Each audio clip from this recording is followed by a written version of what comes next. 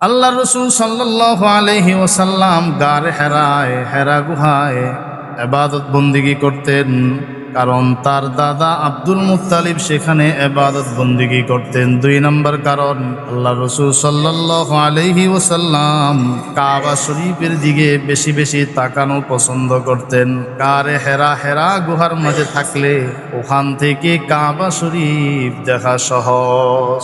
এভাবে ইবাদত বন্দিগি করতেছেন হাত্তা জাহুল হক এসে গিয়েছে। একদিন হঠাৎ জিবরাইল আলাইহিস সালাম আসছেন, আয়েশা বলতেছেন ইকরা, আপনি পড়েন। নবীজি বললেন মা না বিকারিন, আমি পড়তে জানি না।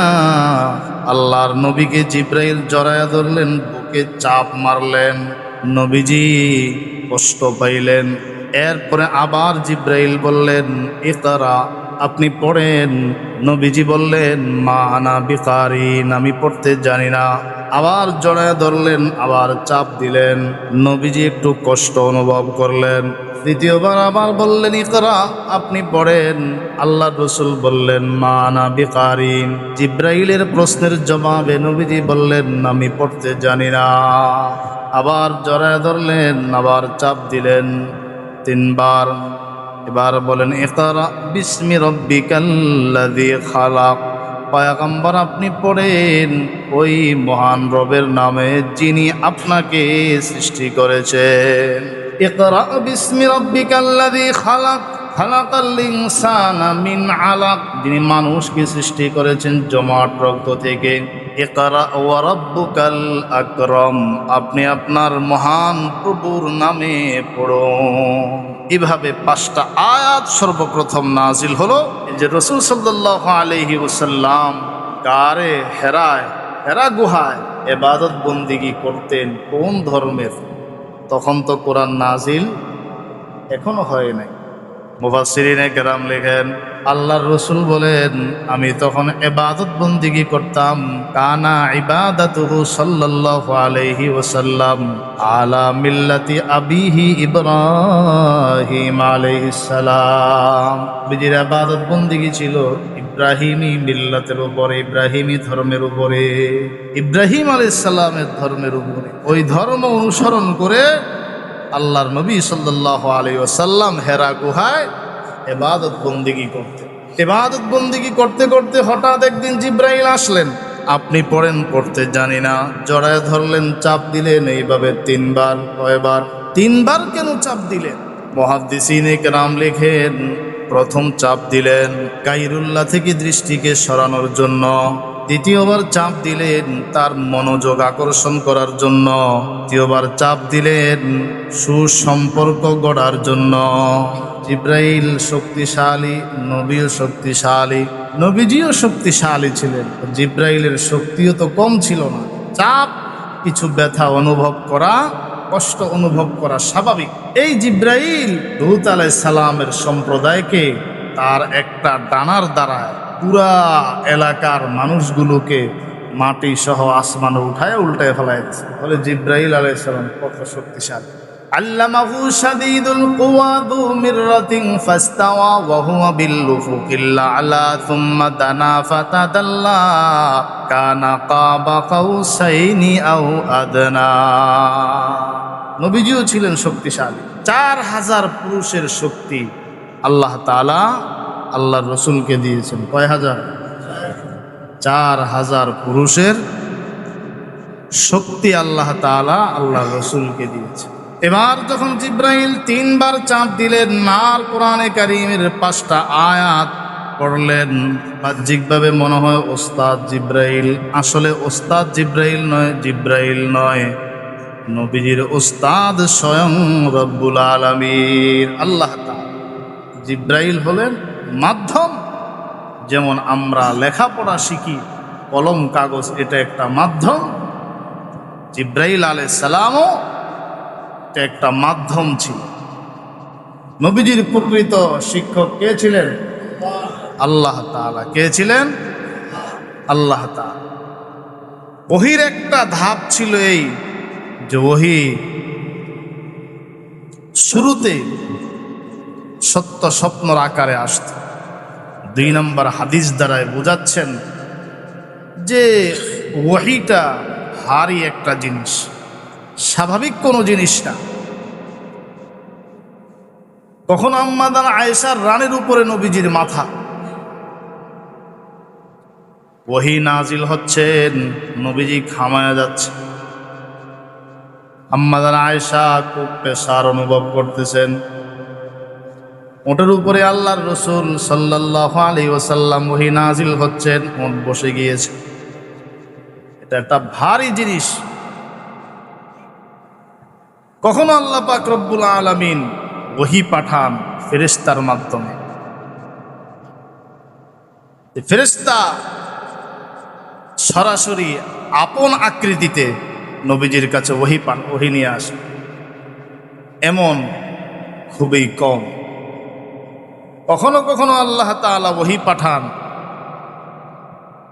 সরাসরি নিজেই, ঘন্টার আওয়াজের মতো শোনা যায়, সাহাবায়ে কেরাম বুঝতে পারতেন। কখনো কখনো জিব্রাইল ফেরেশতা আসতেন, মানুষের আকৃতি নিয়ে আসতেন, নবীজির সামনে সরাসরি বসে কথা বলতেন। ওহী হযরত পয়গম্বর আরবি মুহাম্মদুর রাসূলুল্লাহ সাল্লাল্লাহু আলাইহি ওয়াসাল্লাম জিব্রাইল 3 বার যখন চাপ দিলেন, নবীজি ভয় পেয়ে গেলেন। লাকাদ খাশিতু আলা নাফসি, 5টা আয়াত নাজিল হলো, আগে 3 বার চাপ দিলেন। নবীজি ইয়ারজিউ বিহা, এই আয়াতগুলো নিয়ে ফিরে গেলেন ইলা খাদিজা, হযরত খাদিজার কাছে। তখন নবীজির অন্তর কাঁপছিলেন, নবীজির অন্তর কাঁপছিল। হযরত খাদিজাকে গিয়ে বললেন, লাকাদ খাশিতু আলা নাফসি, আমি আমার ব্যক্তিত্বের উপরে, নিজের উপরে ভয় করতেছি। জাম্মিলুনি জাম্মিলুনি জাম্মিলুনি, আমাকে কম্বল দাও, আমাকে কম্বল দাও। আমি কম্বল দ্বারা নিজের দেহটাকে একটু আবৃত করতে চাই। হযরত খাদিজার কাছে বিবরণগুলো শোনাইলেন এবং বললেন, আমি আমার ব্যক্তিত্বের উপরে আশঙ্কা করতেছি, না জানি আমি মারা যাই।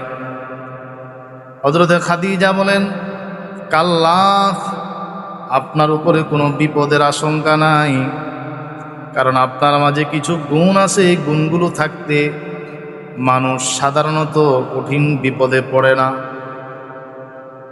কাল্লা ওয়াল্লাহি লা ইউখজিকাল্লাহু আবাদা, আল্লাহ তাআলা কখনো আপনাকে বেইজ্জত করবেন না।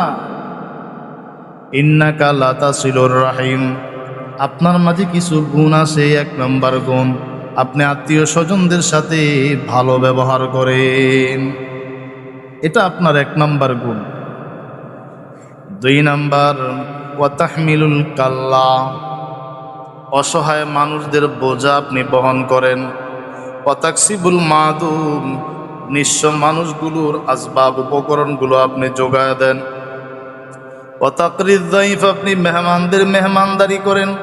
ওয়া তুঈনু আলা নাওয়াইবিল হক, হকের প্রচার প্রসারে কেউ বিপদে পড়লে আপনি তার সাহায্য করেন। এই গুণগুলো আপনার মাঝে আছে। লা ইউখজিকাল্লাহু আবাদা, আল্লাহ আপনাকে কখনো রসওয়া করবেন না, আল্লাহ কখনো আপনাকে অপদস্থ করবেন। 1 নম্বর, আপনার মাঝে যে গুণ, আপনি আত্মীয় স্বজনদের সাথে ভালো ব্যবহার। বলে এটাও কি গুণ? হ্যাঁ, এটাও একটা গুণ। কেন? মানুষ, অপরিচিত মানুষ অথবা বাহিরের মানুষের সাথে সুন্দর ব্যবহার করা সহজ, কিন্তু আত্মীয় স্বজন, তাদের সাথে সুন্দর ব্যবহার করা কঠিন।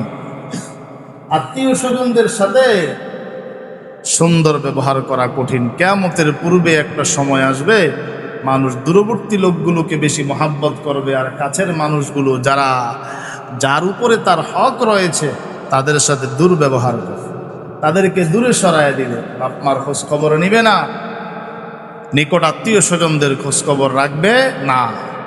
বাহিরে ঠিকই দান খায়রাত করবে, ঘরের খবর রাখবে। ঘরের বউর খবর নেই, বাপ মার খবর নেই, নিকট আত্মীয় স্বজনের কোনো খবর, তাদের সাথে দুর্ব্যবহার। আত্মীয় স্বজনদের সাথে ভালো ব্যবহার করা এটা একটু কষ্টকর, সাধারণত যাদের দিল সাফ পরিষ্কার, ভালো মানুষ, ভদ্র মানুষ, তারাই পারে, সবাই পারে না। এই জন্য আল্লাহ রসুল সাল্লাল্লাহু আলাইহি ওয়াসাল্লামের মাঝে কোন আল্লাহ পাক দিয়েছেন, হযরত খাদিজা বলেন, ইন্নাকা লা তাসিলুর রাহিম, আপনি আত্মীয় স্বজনদের সাথে ভালো ব্যবহার করেন। 2 নাম্বার, ওয়া তাহমিলুল কাল্লা, আপনি অসহায় মানুষদের বোঝা বহন করে। অসহায় মানুষ, সে খেতে পারে না, আপনি তার খাবারের বোঝা বহন করেন, তার মাসিক খাবার আপনি ব্যবস্থা করে দেন। অসহায় মানুষ, তার থাকার ব্যবস্থা নাই, আপনি তার থাকার ব্যবস্থা করে দেন। বাংলাদেশে এরকম বেশ মানুষ আছে, যদিও সংখ্যায় কম। মানুষের যারা খাবার খেতে পারে না তাদের খাবারের ব্যবস্থা করে, যাদের থাকা সমস্যা তাদেরকে ঘর বানায় দেন, আছে না নাই? অনেক মানুষ এই কাজগুলো, ভালো ভালো কাজগুলো বেছে বেছে করেন, ভালো ভালো কাজগুলো বেছে বেছে করে। আর কিছু মানুষ আছে এমন, এই ভালো কাজগুলো তো করে না, যারা করে ওদের আঁচল টেনে ধরে, ঠিক না বেটি? ভালো কাজ করবে না, আঁচল টেনে ধরে। শায়েখ আহমদুল্লাহ সাহেব ভালো একটা ফাউন্ডেশন করে উদ্যোগ নিয়ে দেশব্যাপী কিছু খেদমত করতেছেন, ওনারও আঁচল টানাটানি শুরু। আর এদেশে ভালো মানুষ রাখবে না, যে একটু ভালো কাজে আগাইতে চায় তার আঁচল টেনে ধরে, কিভাবে তাকে বিতর্কিত করে। মুসলমানদের সিফত তো হলো সাহাবায়ে কেরামের সিফত, যে আশিদ্দাউ আলাল কুফার রুহামাউ বাইনাহুম, পরস্পর হবে আন্তরিক, অপরের ক্ষেত্রে হবে কঠোর। শিরিক, বেদাত, কুফুর এর মোকাবেলায় হবে কঠোর। এখন আমরা কাফির মুশরিক বেঈমানদের সাথে দলীয়, রাষ্ট্রীয় সুসম্পর্ক বজায় রাখি, এটা আমার দলগত বিষয়, এটা আমার রাষ্ট্রীয় বিষয়। কিন্তু নিজেদের মুসলমান পরস্পরে আমরা কঠোর হয়ে যাই। হিংসা, বিদ্বেষ, ক্ষমতা অপব্যবহার, যতটুকু পারি ক্ষমতার বাহিরে সেটা প্রয়োগ করে দেখানোর চেষ্টা। মুহাম্মাদুর রাসূলুল্লাহ ওয়াল্লাযীনা মাআহু আশিদ্দাউ আলাল কুফারি রুহামাউ বাইনাহুম, মুহাম্মাদুর রাসূলুল্লাহ এবং তার সাথে যে সাহাবায়ে কেরাম ছিলেন তাদের আদর্শ হলো আশিদ্দাউ আলাল কুফার, কাফিরদের সঙ্গে কঠোর আচরণ, কাফিরদের মোকাবেলায় কঠোর। আর পরস্পরে তারা নিজেরা ভাই ভাই, ইউসিরুনা আলা আনফুসিহিম ওয়ালাউ কানা বিহিম খাসাসা, নিজেদের অনেক প্রয়োজন থাকলেও অপর ভাইকে প্রাধান্য দেন। কাজের ক্ষেত্রে, খাবার দাবারের ক্ষেত্রে, চলাফেরার ক্ষেত্রে, পারিবারিক কল্যাণের ক্ষেত্রে, সামাজিকতার দিক থেকে নিজের থেকে অপর ভাইকে প্রাধান্য দেন। ইউসিরুনা আলা আনফুসিহিম ওয়ালাউ কানা বিহিম খাসাসা। তো এরকম অনেক মানুষ আছে, ওয়াতাহমিলুল কাল্লা, অসহায় মানুষগুলোর বোঝা বহন করে। ঘর নাই, নদী ভেঙ্গে চলে গিয়েছে, গিয়ে যাচাই বাছাই করে তাকে একটা ঘর বানায় দেন, থাকার জন্য বউ বাচ্চা নিয়ে থাকবে। খাবারের ব্যবস্থা নাই, খাবার দিচ্ছেন। বাংলাদেশে এরকম অনেক মাদ্রাসা আছে এবং মাদ্রাসার অনেক হিতাকাঙ্ক্ষী এমন আছে যারা একটা বাচ্চা এতিম গরিব খাবার খেতে পারে না, টাকা দিয়ে, বাপমার সে টাকা পয়সা নাই, সেই তার খাবারের বোঝা বহন করে, তার থাকা, তার পড়ার খরচার বোঝা বহন করে। এটাও এই হাদিসের এই অংশের অন্তর্ভুক্ত।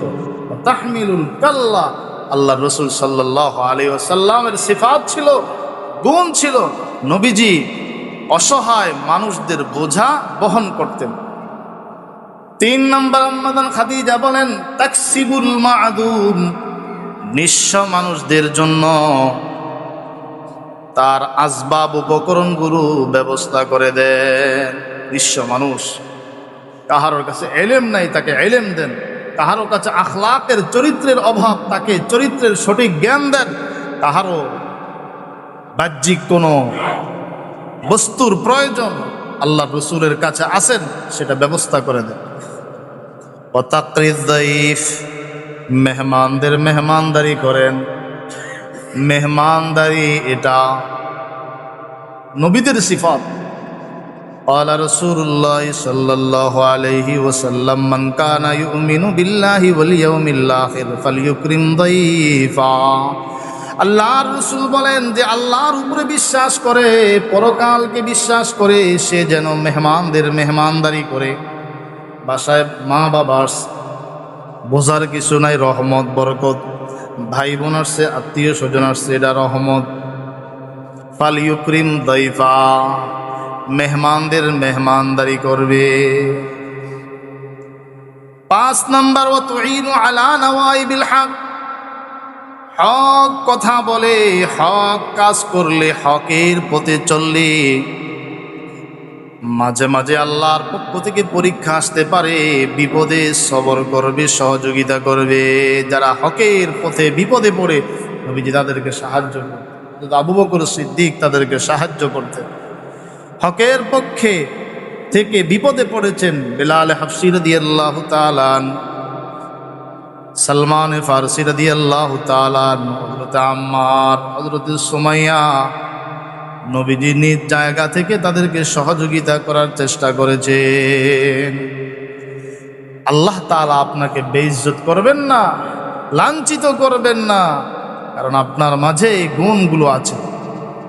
এরপরে হযরতে খাদিজাতুল কুবরা, হযরতে খাদিজা আল্লাহর রাসূলকে, ইনজিল কিতাবের একজন আলেম ছিলেন ওয়ারাকা ইবনে নাওফাল, তার কাছে নিয়ে গেলেন। তিনি ছিলেন হযরতে খাদিজার চাচাতো ভাই, খাদিজার চাচাতো ভাই। তিনি ছিলেন অন্ধ, বয়স বেশি, অন্ধ হয়ে গিয়েছেন। গিয়ে বলতেছেন, ইসমা, আপনি শোনেন আপনার মা ইয়াকুলু ইবনা আখি, আপনার ভাতিজা কি বলে, আপনার ভাতিজা কি বলে শোনেন। আল্লাহ রসুল সাল্লাল্লাহু আলাইহি ওয়াসাল্লাম যা যা ঘটেছে সব কিছু শোনাইলেন। যে আমার ইবাদত করতে মন চায়, হেরা গুহায় আমি গিয়ে ইবাদত করতাম, এইভাবেই থাকতাম, মাঝে মাঝে 1 মাস পর্যন্ত ওখানে ইবাদত করতাম। হঠাৎ আসলো এইভাবে একজন ব্যক্তি আসলেন, তিনি এসে আমাকে জড়ায় ধরছেন, বলছেন পড়ো। আমি বললাম পড়তে পারি না। এইভাবে 3 বার তিনি আমাকে জড়ায় ধরলেন, চাপ দিলেন, তারপরে ছেড়ে দিলেন। এরপরে 5টা আয়াত আমাকে দিলেন। ইনজিল কিতাবের আলেম ওয়ারাকা ইবনে নাওফাল, তিনি বুঝতে পারলেন তার আর বুঝার বাকি নাই। তোমার কাছে যা এসেছে সত্য এসেছে। সুবহানাল্লাহ। যিনি এসেছেন হাদান নামুস, এ রহস্যবিদ, ওই ব্যক্তি আল্লাযী নাযালাল্লাহু আলা মূসা, যাকে আল্লাহ মূসার কাছেও পাঠাইছে, তিনি হচ্ছেন জিবরাইল আলাইহিস সালাম। হ্যাঁ, একটা সময় আসবে, সময় যদি আমি থাকতাম অবশ্যই আমি তোমাকে আমার সর্বাত্মক, আমার সব ক্ষমতা প্রয়োগ করে আমি তোমাকে সাহায্য করতাম।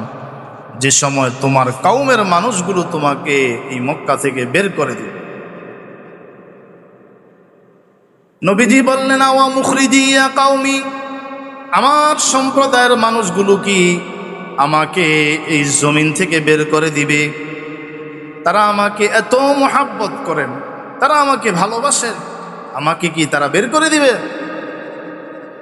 ওয়ারাকা ইবনে নাওফাল বলেন, তোমার মতো এরকম সত্যের বার্তা নিয়ে যারা এসেছে তাদের সাথে দুশ্মনী করা হয়েছে, তাদের সাথে দুশ্মনী করা হয়েছে, তাদেরকে বন্দী করা হয়েছে, তাদের অনেককে শহীদ করে দেওয়া হয়েছে, তাদের অনেককে বের করে দেওয়া হয়েছে, তোমাকেও বের করে দেওয়া। রাসূল আকরাম সাল্লাল্লাহু আলাইহি ওয়াসাল্লামকে আল্লাহ তাআলা সত্য দ্বীন নিয়ে প্রেরণ করেছেন এবং এই দ্বীন, এই কোরআন, এই ওহী আল্লাহ নাজিল করেছেন। আবার আল্লাহ বলেছেন, ইন্না লাহু লাহাফিজুন, আমি এটাকে হেফাজত করব কিয়ামত পর্যন্ত। এই কোরআনকে, এই ধর্মকে, এই কোরআনকে আমি হেফাজত করব। আল্লাহ তাআলা হেফাজতের দায়িত্বও নিয়েছেন।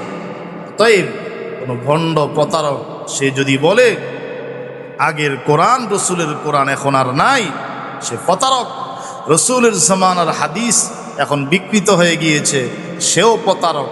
কারণ সহি সহি হাদিসগুলো আমাদের মাঝে বুখারী শরীফ, মুসলিম শরীফ, তিরমিজি শরীফ, এভাবে হাদিসের গ্রন্থ আকারে আমাদের কাছে আছে। প্রত্যেকটা সূত্র নবীজি থেকে কোন সাহাবী বর্ণনা করেছেন, তার থেকে কোন তাবিঈ বর্ণনা করেছেন, তার থেকে কোন তবে তাবিঈ বর্ণনা করেছেন, এভাবে সূত্র সহ সেগুলো কিতাব আকারে আছে। এই সঠিক দ্বীনের অনুসরণ করে আমাদের চলতে হবে। আল্লাহ আমাদের বুঝার আমল করার তৌফিক দান করেন। সকলে বলি আমিন।